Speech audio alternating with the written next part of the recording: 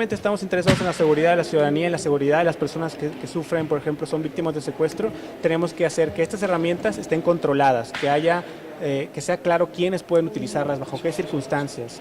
Y eso es lo que creo que está en juego. Si la Corte llegara a decidir en cualquier manera, negándonos el amparo, nosotros aún tenemos la posibilidad, y lo haremos, de acudir a la justicia internacional para demandar al Estado mexicano por poner en riesgo la privacidad de todos los ciudadanos. ¿Qué procede ahora con esta indecisión?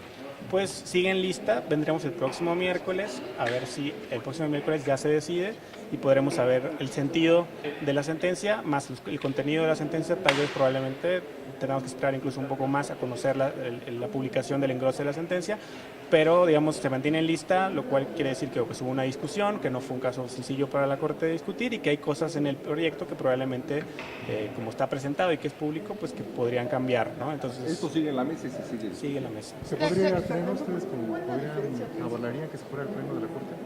Nos parecería adecuado, primero porque permitiría una discusión abierta, pública, en la que participen todos los ministros de la Corte, dado que es un precedente que puede traer consecuencias para toda la ciudadanía. Creo que es un caso de trascendencia que bien valdría la pena que discutiera el Pleno, pero si no es así, pues esa es decisión de la Corte, ¿no? De irse a cortes internacionales, ¿cuál sería el procedimiento? ¿Cuánto tiempo tardaría? ¿Cómo sería esto? Una vez que se notifica la sentencia, tenemos 6 meses para introducir una petición a la Comisión Interamericana de Derechos Humanos y después de hacerlo, la Comisión puede decidir llevarlo a la Corte Interamericana de Derechos Humanos. La verdad es que ese procedimiento es bastante lento y toma varios años. Ahorita por lo pronto todo queda igual. Sí. Diferencias con el amparo que se aprobó ya la semana pasada el ministro Franco y sobre todo también con lo que ellos dicen que ya hay el precedente en el Pleno respecto a este tema de geolocalización y Pues es distinto, primero porque lo litigamos personas distintas, entonces yo no conozco los argumentos de quienes litigaron el amparo que se decidió la semana pasada. Segundo, el amparo pasado no impugnaba la constitucionalidad del artículo 189 y nosotros sí, y bueno, creo que podría haber, digamos, una diferencia en los alegatos que nosotros hemos señalado y una diferencia en el resultado. Respecto de la acción de inconstitucionalidad 32-2012 que fue resuelta, yo diría que son cosas muy distintas. Primero porque se trataba de normas distintas. Se trataba de una ley de telecomunicaciones que ya no está vigente y de un Código Federal de Procedimientos Penales que en unos meses dejará de estar vigente. Trataba únicamente sobre instancias de procuración de justicia, sobre una lista definida y taxativa de delitos.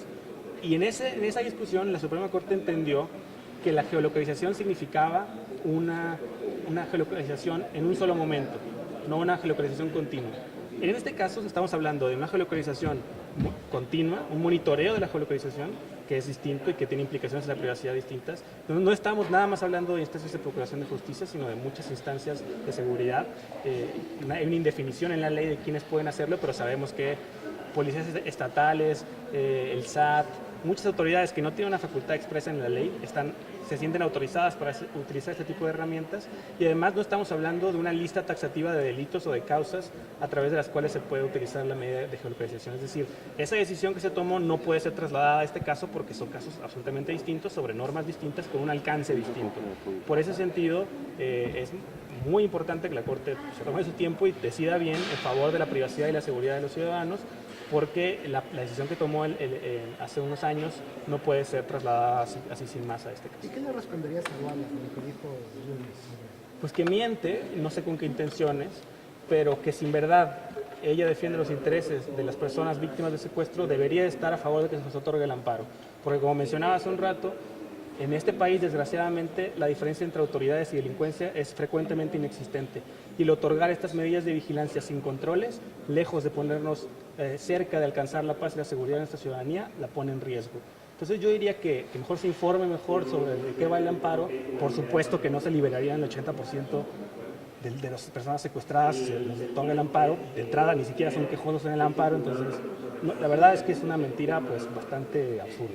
Luis Fernando, la semana pasada se resolvió reiterando este criterio de que debe privar una orden judicial para solicitar este tipo de datos. ¿Cuál consideras que es importante resolver en el amparo de ustedes respecto a este tema? Bueno, ese sería un avance considerable, ¿no? El hecho de que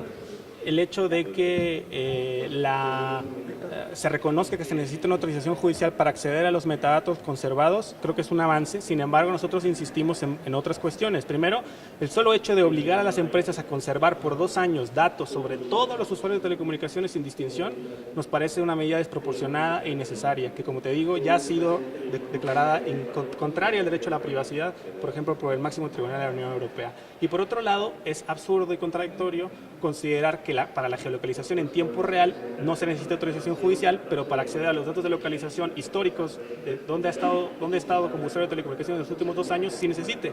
¿Por qué se requerirá autorización judicial para los mismos datos cuando se tratan de datos históricos y no para cuando se trata de un monitoreo en tiempo real? La verdad es que no tiene ningún sentido. Y también habría que esperar a la sentencia y el engrose y conocer con más detalle, la interpretación que pueda hacer de las normas, que creo que tiene una oportunidad la Corte de dejar con mucha más claridad qué autoridades, bajo qué circunstancias y bajo qué controles pueden hacer uso de estas medidas de vigilancia. Nadie está diciendo, y nosotros como demandantes no estamos señalando que no deba haber herramientas para perseguir el delito, para proteger la seguridad.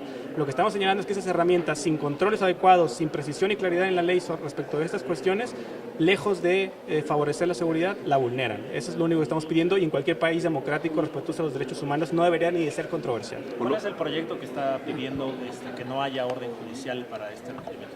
Bueno, el proyecto del ministro Pérez Dayán, que es público, que pueden consultar en la página de la Suprema Corte, no contempla lo que contemplaba el proyecto del ministro Franco respecto de la autorización judicial para acceder al registro de comunicaciones, pero también reitera cuestiones que estaban en el proyecto de Franco que no son aceptables, como la geolocalización sin autorización judicial y validar la constitucionalidad de la retención masiva e indiscriminada de datos. Entonces esas son las 3 cuestiones que hay que decidir. Una, que donde podría haber un avance respecto del acceso a los metadatos con autorización judicial, pero 2, la retención masiva e indiscriminada de datos y la geolocalización sin autorización judicial, que podrían ser precedentes muy peligrosos para la ciudadanía. Por lo pronto, una semana más de indefinición. Así es. Muchas gracias. Luis Fernando García, director de R3D, Red en Defensa de los Derechos Digitales. Gracias. Gracias, buenas tardes, gracias.